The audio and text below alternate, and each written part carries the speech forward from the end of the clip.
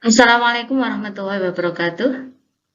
Anak-anakku yang tercinta, di sini Bius akan menjelaskan tentang ringkasan materi siap PTS semester 2 ini. Oke, kita mulai. Ini adalah pemanfaatan medan magnet pada migrasi hewan.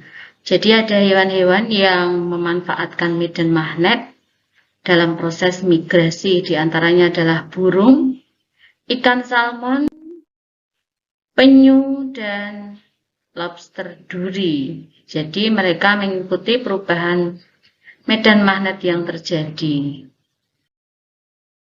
Nah, bahan magnetik. Bahan magnetik itu adalah benda-benda yang dapat ditarik oleh magnet itu dibedakan menjadi 3, yaitu ferromagnetik, dapat ditarik dengan kuat, contohnya besi, baja, kobalt, dan nikel. Paramagnetik, ditarik tapi lemah, contohnya magnesium dan litium. Untuk yang diamagnetik, itu benda-benda yang tidak dapat ditarik oleh magnet, contohnya adalah perak, emas, tembaga, dan bismut. Nah, ini interaksi kutub magnet. Magnet itu mempunyai 2 kutub, utara dan selatan.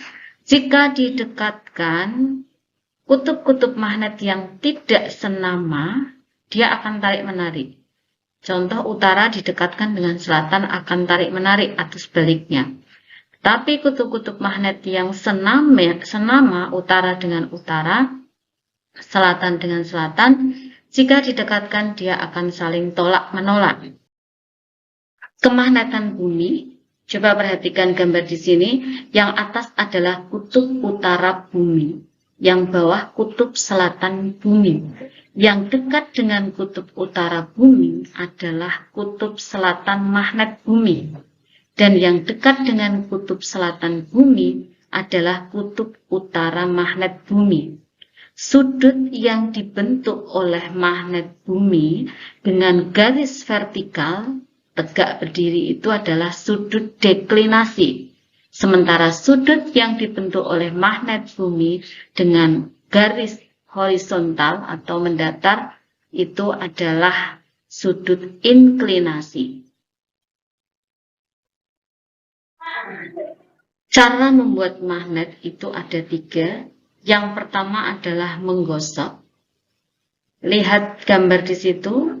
Yang datang adalah utara dan arahnya itu harus searah. Jadi melihat dari cara menggosok itu, arahnya adalah dari B ke A. Otomatis yang ditinggalkan kutub utara adalah A. A akan menjadi kutub yang berlawanan dengan yang datang, sehingga A menjadi kutub selatan. Dan untuk yang tengah itu adalah cara membuat magnet dengan induksi. Yang dekat dengan kutub selatan, yang tertarik itu adalah B, berarti B-nya menjadi kutub utara. Untuk yang elektromagnetik, perhatikan garis panjangnya. Untuk titik A dan titik B, dengan melihat garis sumber tegangan yang panjang, berarti arus masuk dari belakang. Yang ditunjukkan jempol kita adalah huruf B. Berarti B-nya adalah kutub utara. Dan yang A kutub selatan. Penerapan elektromagnetik dalam kehidupan sehari-hari, contohnya adalah bel listrik, saklar, dan telepon kawat. Cara menghilangkan sifat kemagnetan itu bisa dengan dipukul, dipanaskan, atau meliliti magnet dengan arus AC atau bolak-balik. Nah, gaya Lorentz adalah gaya yang terjadi di sekitar kawat berarus di mana ada medan magnet. Ini gambarnya. Ini adalah lilitan. Berarti kita akan terjadi elektromagnet. Nah, ini lihat.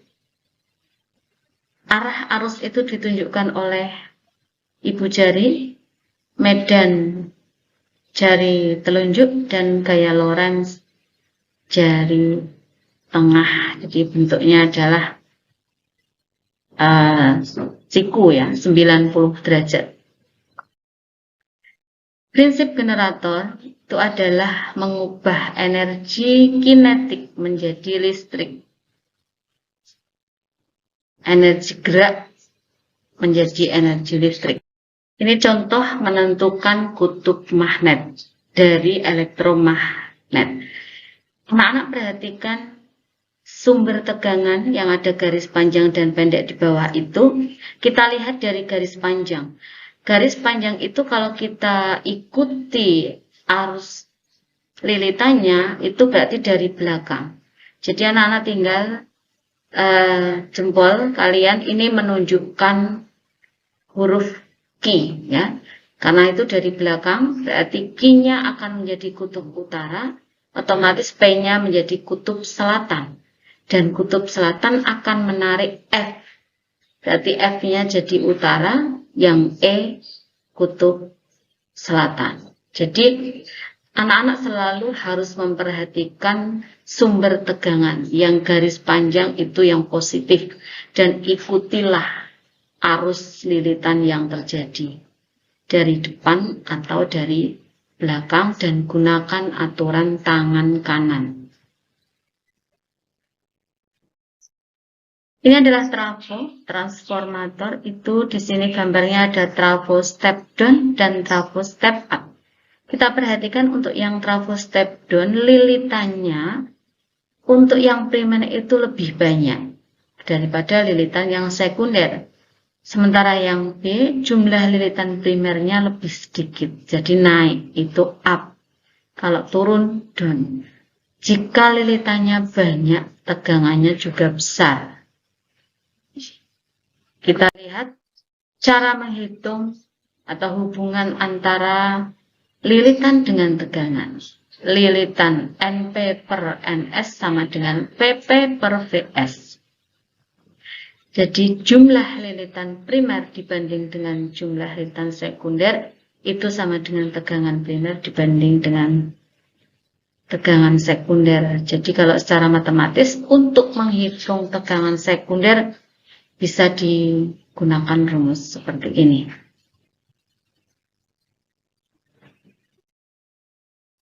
Sekarang masuk pada bioteknologi.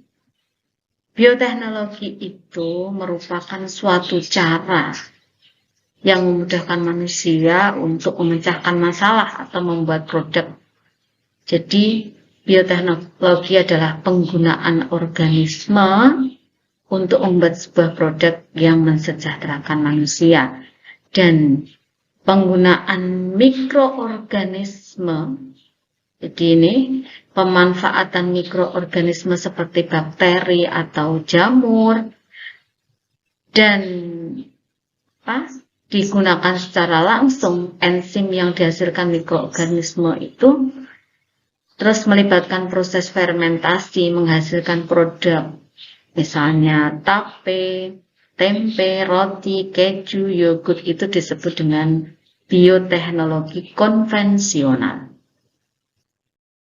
Kita lihat contoh bioteknologi konvensional itu keju. Jadi keju ini dibantu oleh bakteri Lactobacillus bulgaricus dan Streptococcus thermophilus. Untuk yang kecap itu Aspergillus oryzae, Aspergillus zoea, dan Aspergillus wenti. Untuk roti, jadi proses mengembang ya, itu bisa mengembang. Situ pembuatan roti dan donat itu memanfaatkan peristiwa fermentasi yang dibantu oleh Saccharomyces cerevisiae. Fermentasi dilakukan oleh Saccharomyces cerevisiae ini menghasilkan gas karbon dioksida dan sedikit alkohol. Ini beda lagi ya, ini adalah hormon insulin. Hormon insulin itu bakteri Entamoeba coli hasil rekombinasi itu mampu menghasilkan insulin di pankreas. Dan insulin ini bermanfaat untuk penderita diabetes atau kencing manis. Ini adalah tanaman transgenik. Dari gambar tersebut tertuliskan peneliti sedang mengamati monokultur jagung transgenik. Jadi jagung transgenik ini termasuk rekayasa genetika. Dia bisa cepat berbuah, tahan penyakit, dan banyak sekali kelebihan. Tetapi rekayasa genetika ini juga memberikan dampak negatif, menyebabkan polusi gen. Artinya bisa merusak plasma nutfah. Nah, di sini, jadi selain dampak bioteknologi itu bermanfaat buat manusia, ternyata ada dampak yang merugikan juga. Jadi produk bioteknologi hasil rekayasa genetika tadi kayak transgenik itu dapat menyingkirkan plasma nutfah, yaitu jenis makhluk hidup yang masih memiliki sifat asli. Dan produk makanan-makanan yang beralkohol itu dapat menyebabkan dampak buruk pada kesehatan jika dikonsumsi. Ini model atom. Jadi anak-anak, ini kita lihat model atom helium. Di sini yang tanda hijau, tanda plus, itu adalah proton. Yang merah tidak bermuatan itu namanya neutron. Yang tanda negatif, jadi bermuatan negatif itu elektron, dan di elektron ini berada pada kulit atom. Proton dan neutron ada di tengah dan dikelilingi oleh elektron. Proton dan neutron ini disebut dengan inti atom. Untuk menentukan nomor atom, jika ada tulisan semacam ini, X-nya ini adalah lambang atom atau suatu unsur. Yang A, itu yang atas itu adalah nomor massa, yang Z itu nomor atom. Nomor atom itu jumlah proton atau elektron jika atomnya netral. Kalau yang A, nomor massa, itu adalah jumlah proton dan neutron. Untuk menentukan nomor atom, contoh ini adalah tentukan jumlah proton, neutron, dan elektron dari unsur berikut. Nah, ini ada huruf K, di atasnya ada angka 39 dan bawah 19. Berarti nomor massa itu 39 dan yang 19 adalah nomor atom atau jumlah proton dan elektron. Kalau atom K-nya ini adalah netral karena tidak ada tanda plus atau min di huruf K-nya. Jadi di sini A-nya 39, proton, elektron 19, dan untuk menentukan neutronnya 39 dikurangi 19, jadi neutronnya adalah 20. Demikian tadi materi yang bisa kalian persiapkan untuk PTS. Semoga bermanfaat dan bisa membuat kalian siap PTS dan mendapatkan nilai yang sesuai harapan. Dari Bu Yus, jika ada kesalahan mohon dimaafkan. Wassalamualaikum warahmatullahi wabarakatuh.